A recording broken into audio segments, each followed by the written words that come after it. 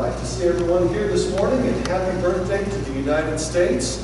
And we're glad to be able to celebrate together, to worship God together is one of the great benefits of living in our country, where we have the freedom of assembly, where we can worship, and freedom of religion, that we can worship God in the way that He wants to be worshipped. And so this is a blessing that we can celebrate today above all, on all days.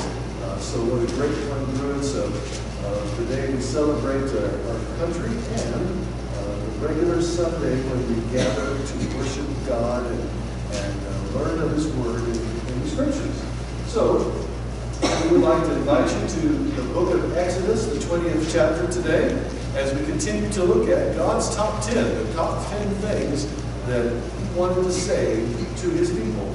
And so if you'll find the book of Exodus, 20th chapter here, and the story in the big scene of things is God is carving out from the world a people for Himself. God has decided, out of all the people in the world, I'm going to select some to be my people. Now, why would He do that? Why would He select some people to be His own possession? The Hebrew word is the segola, the special people. I'm going to make you guys as special people. Well, the reason is that He's going to have His special people so that all of the rest of the world can see how good God can be to His people. And that everybody in the world would want to be part of God's people. That's His ultimate goal. And we see this in the New Testament when He says so very clearly, God's not willing that any should perish, but that all will be able to come to repentance. And so God wants everybody to be part of His people. And He did that by showing how good He could be to people. And so, as He's carving out people, carving out a nation to be His people, He starts with Abraham and his descendants then, as they go down into Egypt, and they eventually become slaves, and then God rescues them out of slavery. What did we just sing in the song? His blood has paid my ransom. That's how He did it. He paid for His people. That word ransom means the price to buy a slave out of slavery. That's what the definition of that word is in the Bible. The price to get somebody out of slavery. So He says, I have redeemed you, my people, by taking you out of slavery, out of the land of slavery, out of Egypt, and I'm bringing you into myself to be my own special people. And He had to do so with some great and powerful acts, like we read about the plagues and the list of all those plagues. There's 10 of those, by the way, too. And so 10 plagues, and then He had some other things, like He had to open up the sea so that His people could walk through. And then they're walking in the desert. He had to get water for them. He had to get food for them. And all of these things He had to provide for His people. And then finally they arrive at Mount Sinai, their camp at Mount Sinai. And He brings along, now that we're here, I've got a word for you.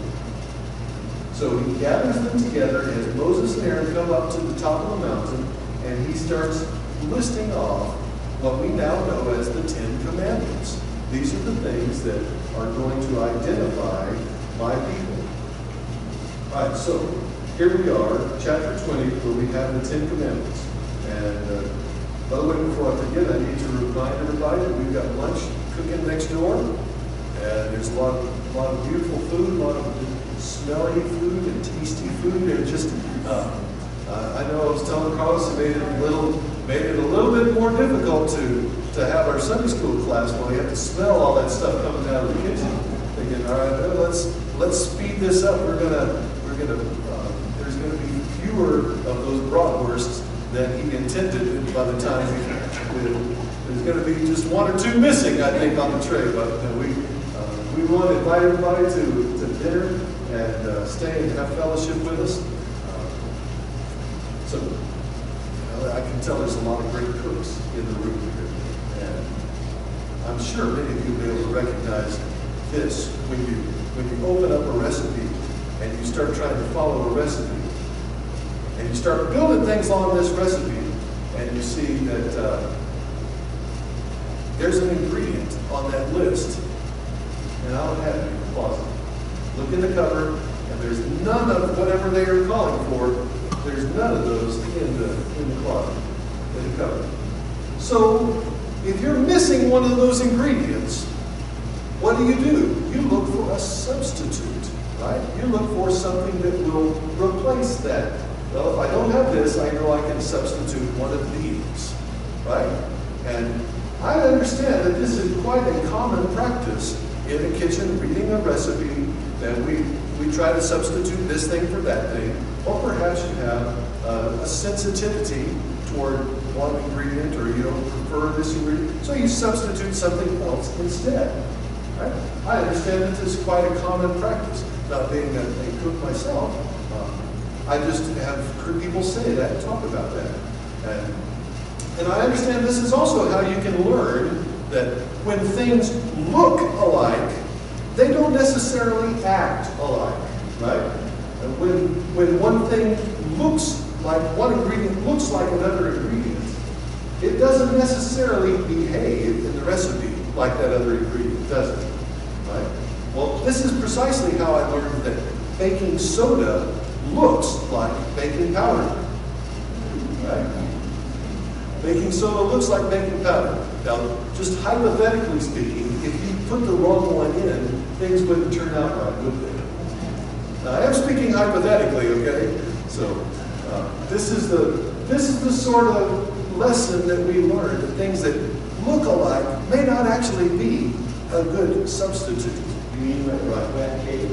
Yeah, it could make a tortilla cake, right? So, yeah, that sort of thing. Yes. I did have a little sister that substituted, what was it? She substituted powdered sugar for flour. Yeah, didn't have any flour, so this other, and she has a chemistry degree, so it's so there's some things, some lessons you just have to learn the hard way, right? So, yeah, well, when you substitute, right? When you substitute things, you have to make sure they behave the same, because some things, when you get to it, there's just no substitute. There's some ingredients that you look at that and think, well, you know, I just cannot substitute this for anything. Or if you do, it's just not going to be the same. It's just not going to work. Right? Some things, there is no substitute. So that's what we're looking here at the second commandment. He says, starting down in verse 4, do not make an idol for yourself. Idolatry is when people try to make a substitute for God. You see, the recipe says God, and you think, well, I don't have God, or I don't want God, and so I'm going to put something else in place of God. Anytime you take God out of the place where he belongs, and you put anything else in, that's idolatry. Anytime you try to substitute God out of the equation and put anything in, what you're doing is breaking number 2 here. Do not make an idol for yourself, whether in the shape of anything in the heavens, or above the earth, or below in the waters of the earth. You must not bow down to them or worship them, for I, the Lord your God, am a jealous God, punishing to the children who father sin to the 3rd and 4th generations to those who hate me, but showing faithful love to 1,000 generations to those who love me and keep my commandments. We read this, we realize we cannot substitute for God. But I actually want to take a step backwards, because what we're doing is reading the 10 Commandments. And you know, a lot of times in our country right now, there is kind of an outcry against the 10 Commandments. There's places where they say, well, we can't have these 10 Commandments on the walls, but let's take them down. This is a public building, we need to take the 10 Commandments down. We need to pull these down. And it really makes us think philosophically, right? These are the 10 Commandments. This is for Israel in the Old Testament. Do we really need to keep the 10 Commandments anymore? the New Testament says we're free from the law. So why is it that we want to spend our time studying these old laws? Well, let me give you 3 reasons why we still have to keep the 10 Commandments. Okay? The first one has to do with a very technical aspect in the Hebrew grammar. When we're looking at this in the original language, we can tell there's actually 2 different ways that you would tell somebody to do something. One would be very specific circumstances and very limited application. The other would be like a broad application for all time, in every situation. Okay, I'll give you an example. You would say one way if you're having a family dinner and your teenager, during the family dinner, teenager pulls out the cell phone and starts texting back and forth like this. The parent might say to that teenager, put that phone away. And the teenager would then understand, or should understand, I should put my phone away while I'm at the table we're having a family meal. So I'll put my phone away. So the phrase, put your phone away, that's what that means. Because we're having dinner, we're talking to each other's family, let's put that away. Okay? So you would say that one way, spell it with different letters and different verb conjugations. Now, if you're going to have a family drive, a family outing, and this is the first time that your teenager is at, come on, let me drive home. Okay. Teenager gets to drive the family car, take everybody back to the house. And he's really excited about this, so while he's driving, pulls out his cell phone, starts chatting away. Hey, look at me, I'm driving the family home. I'm actually in the car right now. Swerve.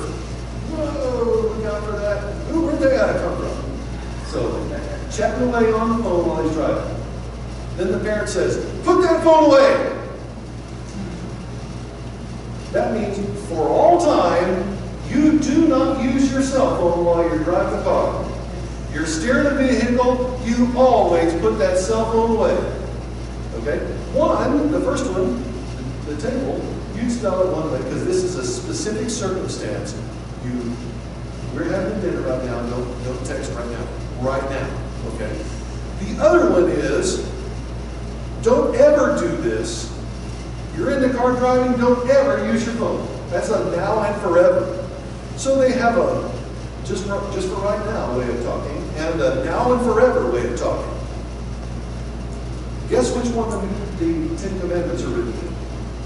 That's right. They're in the now and forever version.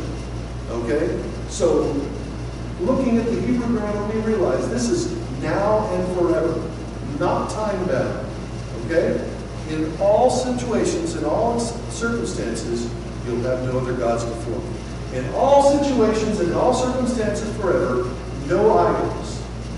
Okay? And so on and so forth. These are now and forever commands that are going on. Okay? Now, a lot of times when we read Old Testament laws, we realize, that one doesn't apply. We're free from the law, and that sure enough, that one doesn't count. So, how do you know which ones in the Old Testament don't count anymore?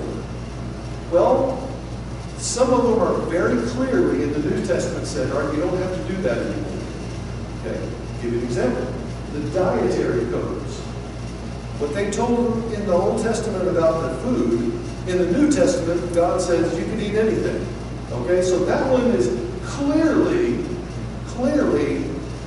restated in the New Testament. Okay? So, and whenever, though, something in the Old Testament is reiterated in the New Testament, where it says, okay, you still got to do this one, then we know it still applies. Well, out of these 10 commandments, all 10 are reiterated in the New Testament. Not only that, all 10 of them are actually reiterated by Jesus in the New Testament. So none of them have passed away. The 10 Commandments, every one of them is still in play. All right, so that's another reason. And also, the third thing is the timeline. Remember how I would tell the story as we started here? They came out of Israel. They were redeemed out of Israel. They were brought through the Red Sea. They were delivered from the land of slavery. And now they were given instructions to obey. Okay? The timeline is important. Deliverance comes before obedience.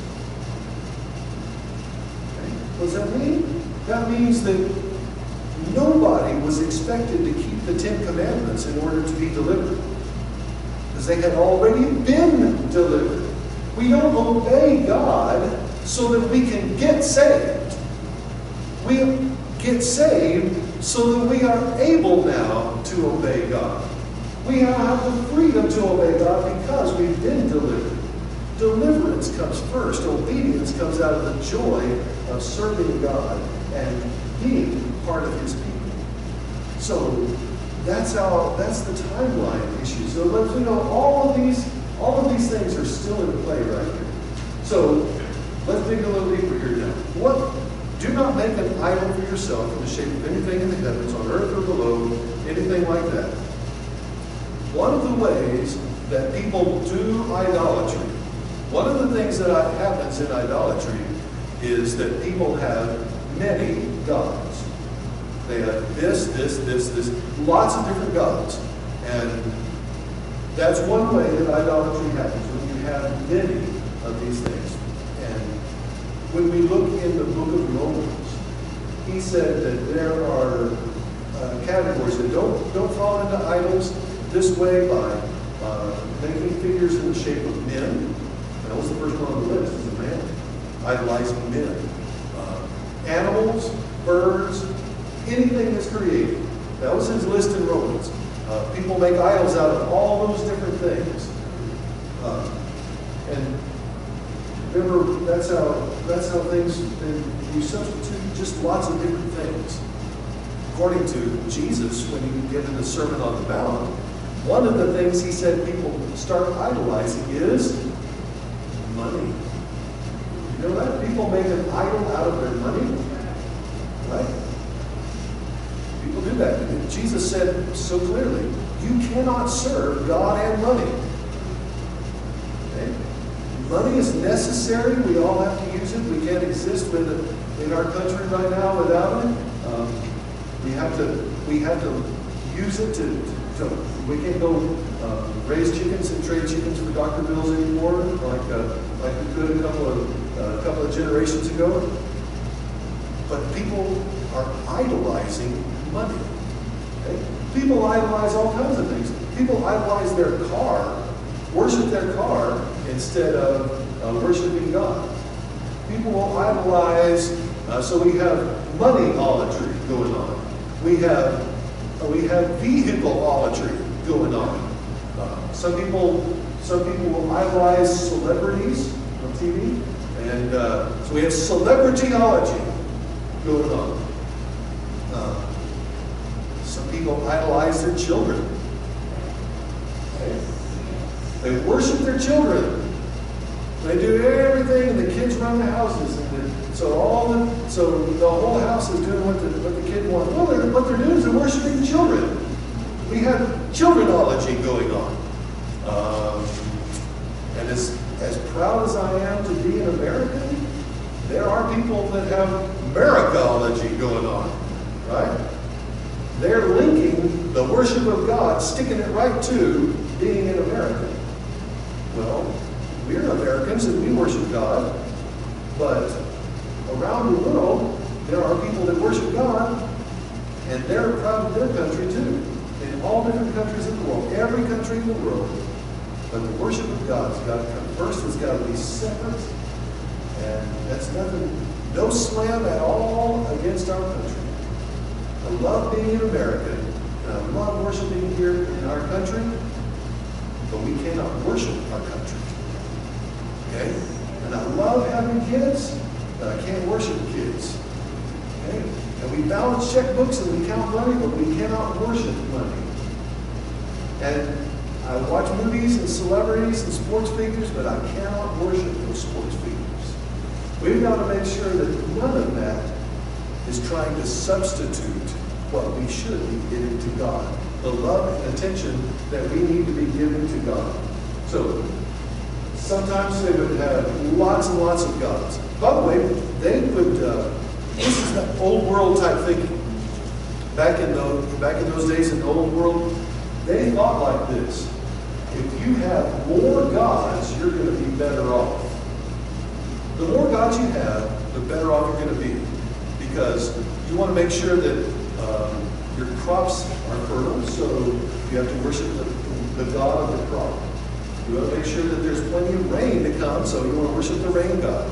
And you want to make sure that the mountain, nothing comes out of the mountain and harms you, so you have to worship the mountain god. So the more gods you worship, the better the safer you're going to be.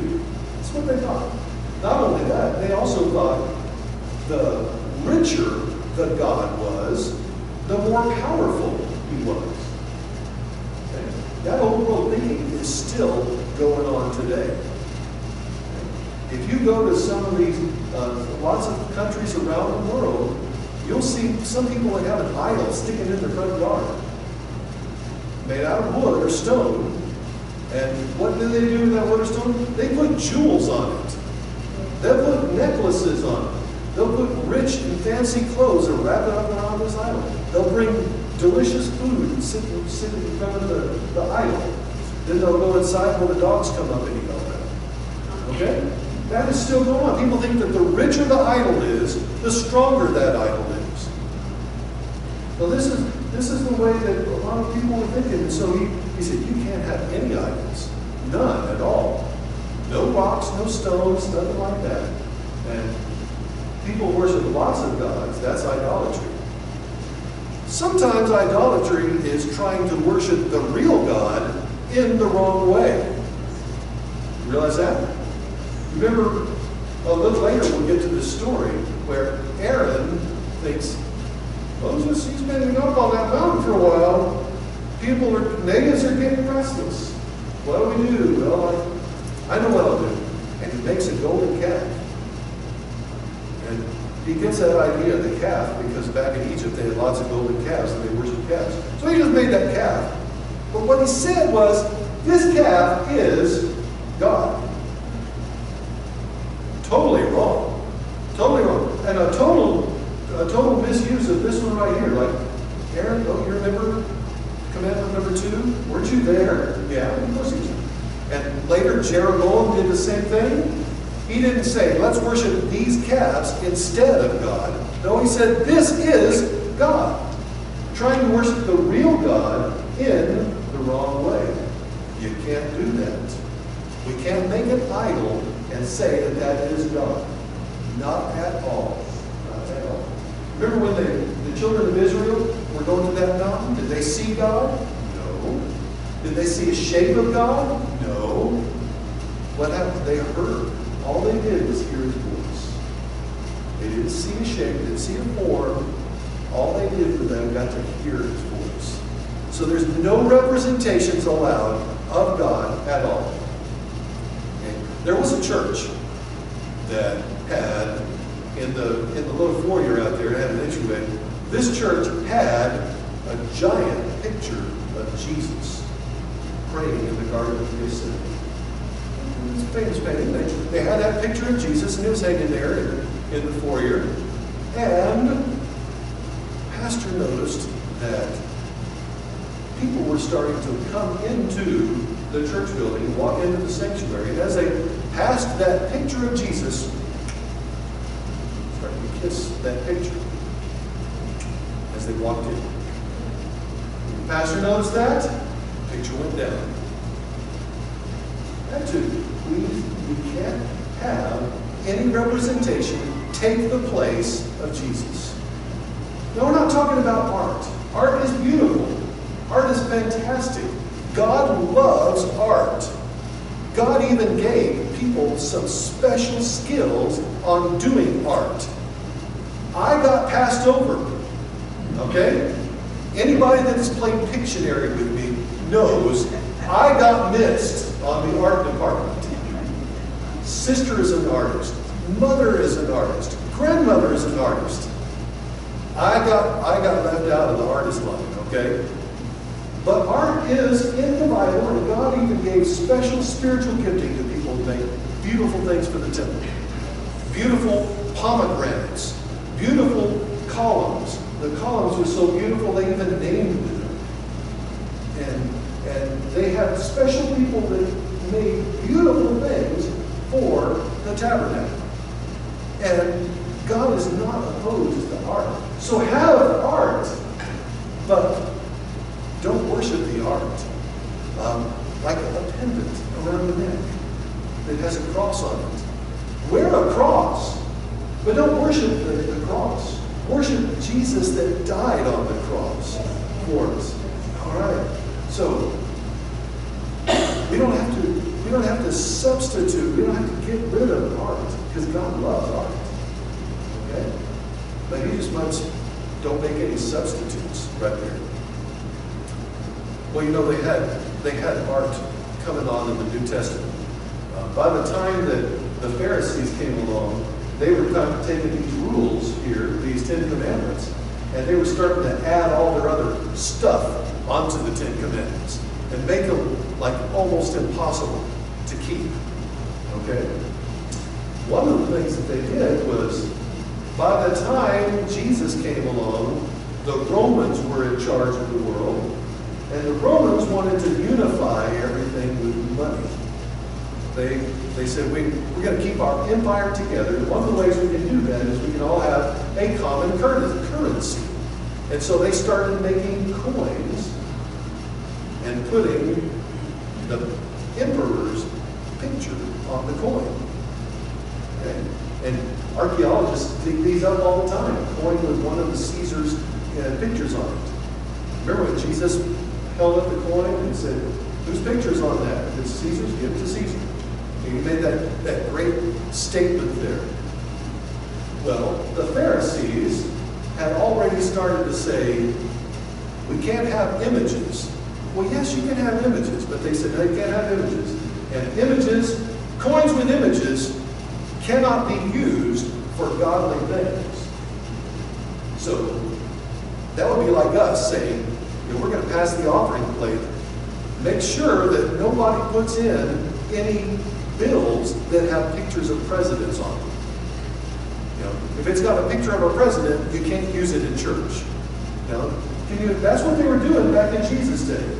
And so, in order to get around that, you know what they did? They have a little booth out there. You can bring your regular Roman money, and you can trade it in for these other monies that you can use in the temple. You can pay your temple tax, your tithe, so to speak.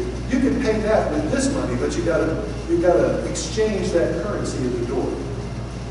Now, if you've ever traveled to another country where they have currency exchanges, you know that there's just a little bite taken out when you want to change, right? There's a little fee involved, right? They call that a bite in Spanish, right? They got to take a little bite. They got to get some of theirs.